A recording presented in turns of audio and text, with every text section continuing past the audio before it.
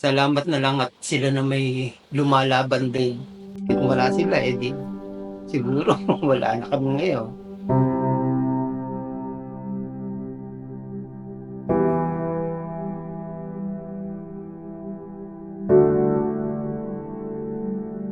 Mag-aano na ako, magse-7 na nitong ano 'to, 'tong taon.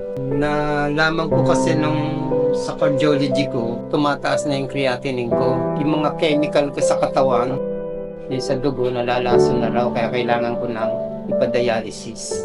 Natakot ako, umiyak ng dahil lang alam natin kapagka dialysis, eh, mamamatay na yung isang tao, eh. Operator ako ng mga backhoe, loader, ganyan. Naamoy kong diesel, naamoy kong mga uso. Tapos yung paninigarilyo, pagkakatapos magtrabaho, iniinom ganyan. Saka isa pa ho, yung pagkakaroon ko ng gamit, binigay sa akin gamot. Yung pang ano talaga, pang alis lang ng kirot. Ginawa ko maintenance, inalis niya kagad. Pero late na, tumaas na ang creatinine ko. Nung pandemic, dito kami sa waiting area. Siyempre, alam mo na kung gaano kaingat ang dapat gawin nila. Minsan, may mga protocol na ayaw namin, gano'n. Salamat na lang at sila na may lumalaban din. Umakasa sila sa pandemic. Kung wala sila, eh di, siguro wala na kami ngayon. Takot ako noon.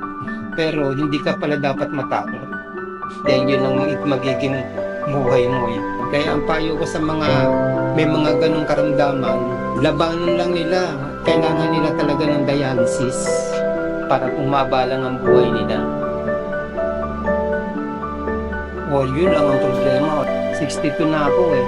Kaya sabi ko nga, bago man lang sana ako tunay ni God, eh, magkaroon muna ako maramdaman ko muna na meron akong apo. Facility dito sa hospital na to, talagang napakalinis.